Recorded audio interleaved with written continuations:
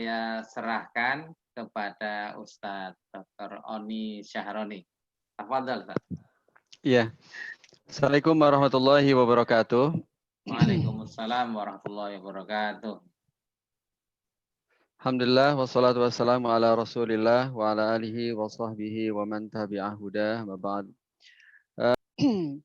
Baik, Bapak Ibu sekalian, para asatidz, ustazah, alhamdulillah kita memulai kembali pagi ini kita akan berbincang-bincang seputar zakat.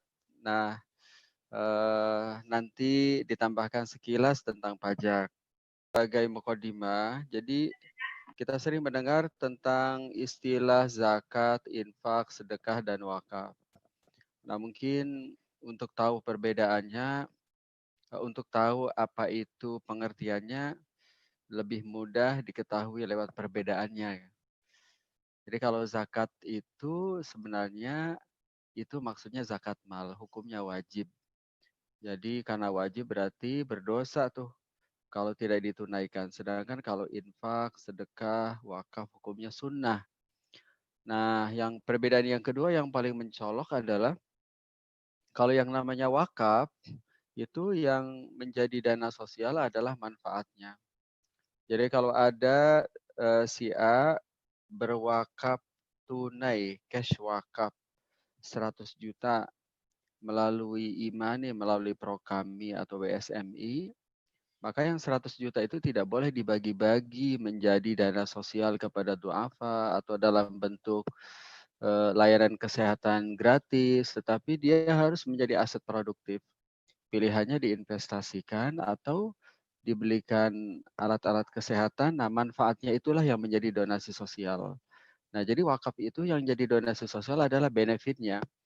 Tapi kalau zakat, mal, infak, sedekah, itu yang jadi donasi sosial ya pokok dan benefitnya. Itu mungkin dua hal yang menjadi pembeda di antara zakat, infak, sedekah, dan wakaf. Nah, yang kedua, khusus untuk zakat mal yang kita kategorikan sebagai wajib, ini ternyata memiliki peran kedudukan yang sangat penting dalam Islam ini. Jadi, zakat itu adalah rukun ya. Nah, kata-kata rukun ini memang di atas wajib. Jadi kalau kita mengenal bahwa kebaikan itu bertingkat-tingkat, maksiat juga bertingkat-tingkat. Nah, kebaikan yang paling teratas itu adalah rukun yang tidak bisa tergantikan oleh apapun. Ya, misalnya tadi sholat subuh. Kalau yang kita tinggalkan rukun, ya memang batal, harus diulangi dari awal. Kalau seseorang haji yang ditinggalkan rukun tawaf ifadah, ya memang batal, mau nggak bisa diganti dengan dam atau apa ya memang batal. Nah, beda kelas yang kedua adalah wajib. Kalau wajib mungkin kalau ditinggal bisa ditutup ya, ditambal dengan dam atau sejenisnya. Nah, jadi zakat mal itu hukumnya wajib berkelas rukun, setara dengan sholat dan rukun Islam yang lain. Nah, oleh karena itu,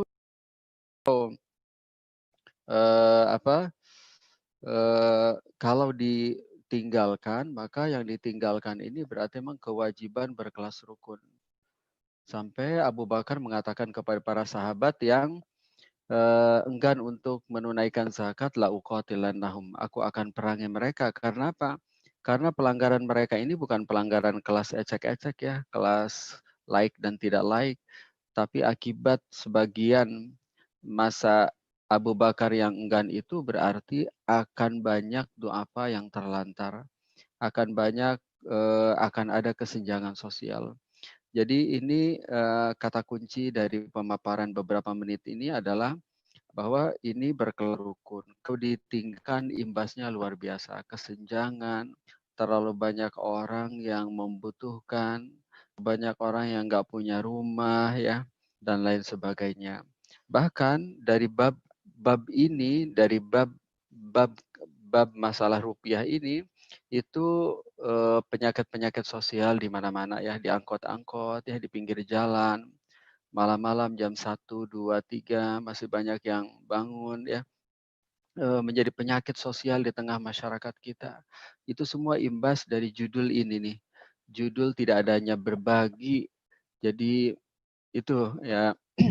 Nah, ini Bapak Ibu sekalian, para dokter yang akan kita berbagi ya, insya Allah file ini bisa dibagi ya menjadi wakaf buat Imani, buat pro kami, silahkan dibagi. Jadi A, B, C, D, E, F, G ini akan kita bahas dalam kesempatan ini. Kita langsung ke poin A sebagai mukadimah kita. Ini yang saya jelaskan tadi tentang perbedaan.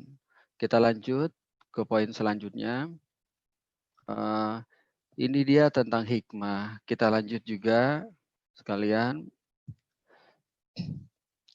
Nah, kita lanjut. Nah, ini yang saya katakan bahwa ini wajib.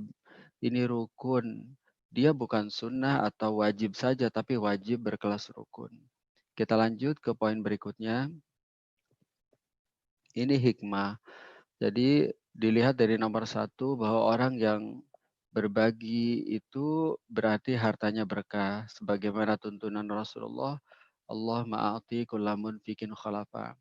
Dan ini sesuai dengan motif awal kita menekuni profesi ini sebagai dokter atau profesi yang lain bahwa ini bagian dari ikhtiar kita agar pendapatan kita ini berkah. Salah satu indikatornya adalah agar semakin meningkat kemampuan finansial kita, semakin kita punya kemampuan untuk berbagi. Neteslah 2,5%-nya kepada para duafa atau kegiatan sosial. Ini 2, 3, 4, 5, 6, 7, 8 bisa dibaca sendiri ya. Lanjut ya. Nah, selanjutnya inilah tabel ya. Jadi mungkin ini yang akan kita banyak diskusikan saat sesi tanya jawab ya.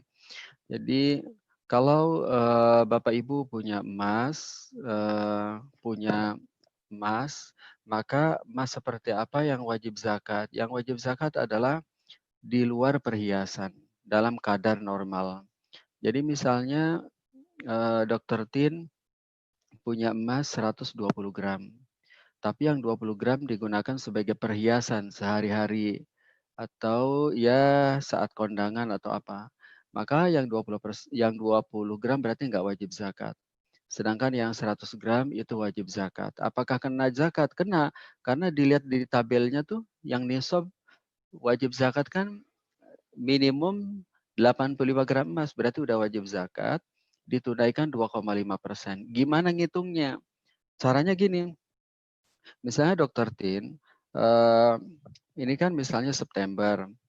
Emas yang dimiliki di luar perhiasan 80 gram. Ternyata di bulan Oktober nambah jadi 85. Maka Oktober itu bukan bulan mengeluarkan zakat, bukan. Itu adalah bulan kita menghitung bulan pertama. Kan dia harus 12 bulan ya.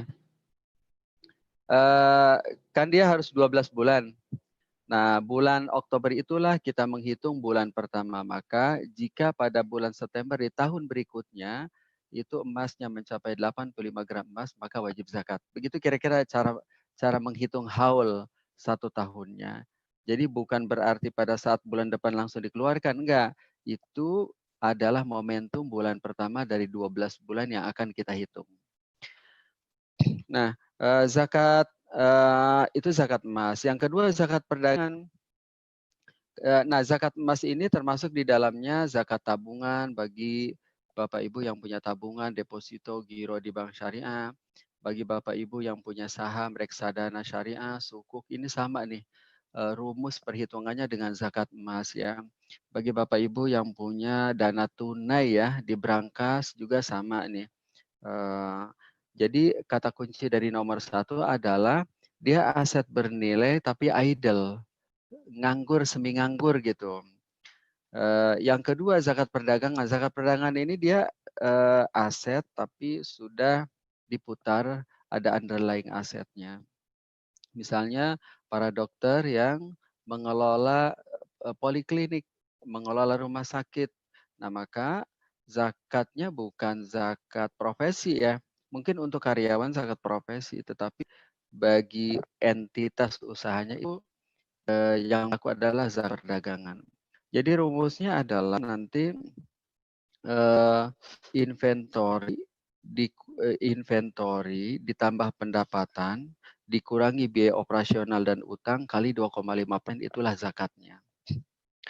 Nah, sedangkan kalau zakat profesi seperti dokter itu kewajiban zakatnya kalau kita mengacu kepada peraturan Menteri Agama sebelumnya itu wajib zakat apabila pendapatan per bulannya itu mencapai minimum 6.530.000 dikeluarkan 2,5%. Jadi kalau zakat emas itu tahunan, zakat perdagangan itu tahunan, tapi kalau zakat profesi itu bulanan. Yang menurut sebagian para ulama yang hari ini dipraktekkan di seluruh lembaga amil zakat, badan amil zakat. Jadi 2,5%. Ada sih pandangan lain. Nanti kita bedah ya di sesi tanya jawab. Nah, kemudian itu di layar ini coba kita hold dulu. Kita lanjut ke halaman berikutnya. Ini dia zakat profesi. Intinya wajib zakat. Karena yang kita diskusikan ini kan bukan fikih. Kalau fikih kan isinya adalah daftar pandangan para ulama. Kalau hari ini kita sudah melewati bab fikih, yang kita bicarakan ini adalah fatwa yang harus dieksekusi. Jadi bukan bicara tentang batal enggak wudhu, bersentuhan laki-laki dan perempuan, itu ada sekian pandangan di kitab ini, di kitab ini, di kitab ini namanya fikih. Ya bisa membatalkan menurut ini, tidak membatalkan gitu. Nah, tapi kalau fatwa dia berbicara tentang di mana konteksnya, regulasinya seperti apa, gajiannya tanggal 1 tanggal 25, pendapatannya pekanan gimana cara ngumpulinnya. Jadi biasanya kalau fatwa itu sudah melekat dengan kasus yang terjadi di lapangan gitu. Jadi zakat profesi itu wajib intinya. Ada yang babnya bab 1 tahun, ada yang bab bulanan gitu. Nah, kenapa dia wajib ya? Karena nggak mungkin dong seorang profesional, seorang petani pendapatannya hanya 653 kilogram gabah harus mengeluarkan zakat 5 hingga 10%. Seorang pemain sepak bola satu musim 5 M tidak wajib zakat karena nggak ada, susah nyari kata bola dalam Al-Quran, nggak ada katanya gitu. Jadi sepak bola di surah-surah Al-Quran nggak ada. Jadi nah ini nggak mungkin seorang petani pendapatannya 6.530.000 dikeluarkan 5 hingga 10%, seorang manajemen perusahaan middle ke atas pendapatan per bulannya hingga 700 hingga 750 juta tidak wajib zakat gitu. Jadi clear bahwa seorang profesional itu wajib zakat. Kita lanjutkan ya. Nah ini Mal Mustafa dia Ibnu Abbas manistafada malan falahu rizquhu. Lanjut, ini dia daftar para ulama yang menegaskan secara langsung bahwa mal mustafad itu sejenis zakat profesi ya, ditegaskan di Al-Mughni Nailul Autor. Lanjut ke halaman berikutnya. Ya, lanjut ya. Ini sih simulasi. Simulasinya kalau simulasi di sini dari take home pay. Jadi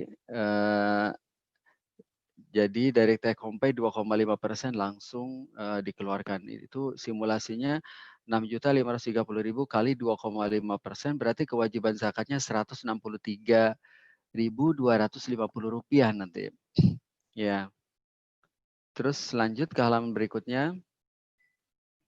Nah ini zakat perdagangan sama sih dengan zakat emas, cuman ini ditunaikan tahunan. Lanjut ke halaman berikutnya. Ini PMA ya, nomor 52 tahun 2014. Aktiva lancar dikurangi kewajiban jangka pendek. Jadi ini salah satu simulasi cara menghitung sih. Lanjut.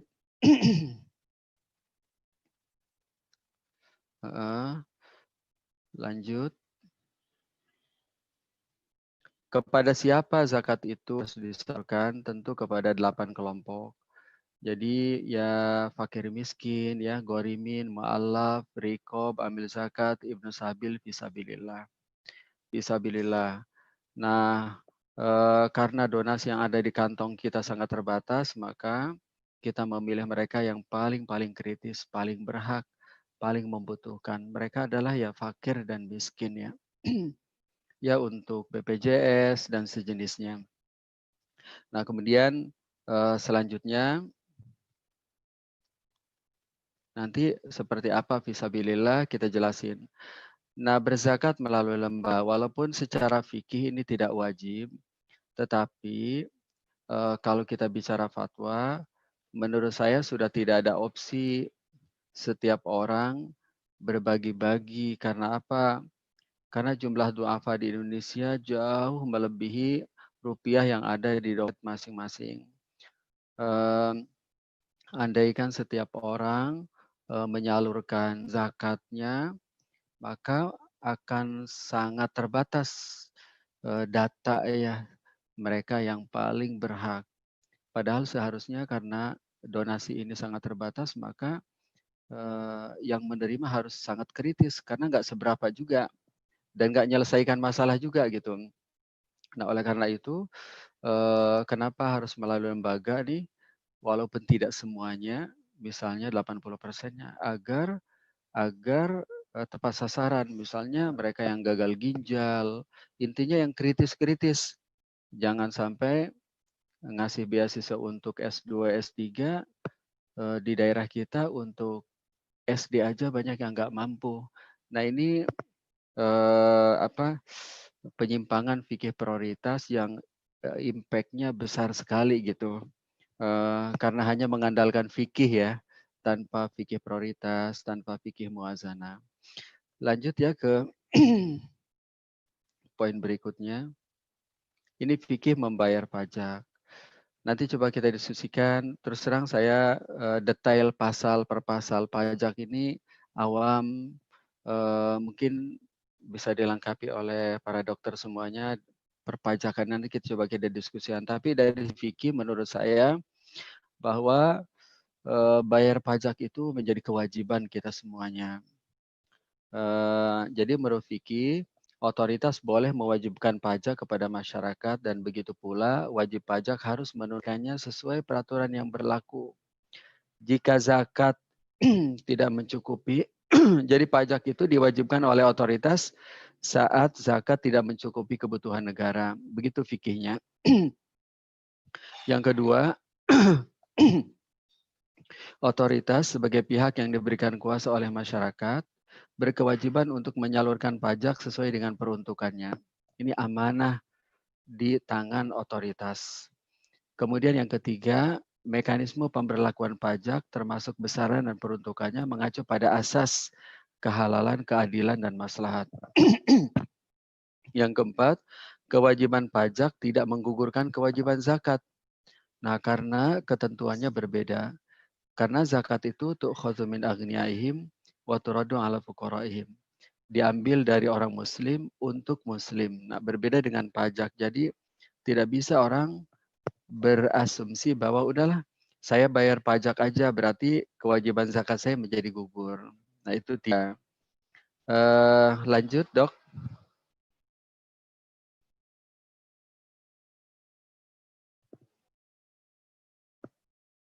Ada lagi, Dok? Terakhir ya? Iya, terakhir ini. Ya. Baik, Dr. Bambang, Dr. Tin, mungkin itu sebagai mukadimah kita bisa bincang-bincang ya seputar permasalahan keseharian terkait dengan zakat ini atau mungkin pajak atau lainnya boleh, bebas. Terima kasih Dr. Bambang. Assalamualaikum warahmatullahi wabarakatuh.